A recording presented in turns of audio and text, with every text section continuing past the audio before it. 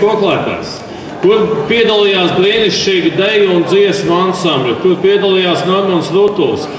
Visi cilvēki, kas palīdzēja šo koncertu radīt tādu skaistu, tādu skanīgu, viņiem tas izdevās laikam tieši tā iemesla dēļ, kura dēļ mēs arī šodien šeit sapulcējāmies, ka mēs esam klāt pie viena ļoti jauka, mīļa un sen gaidīta pasākuma, pie ļoti jaukiem un mīļiem svētkiem.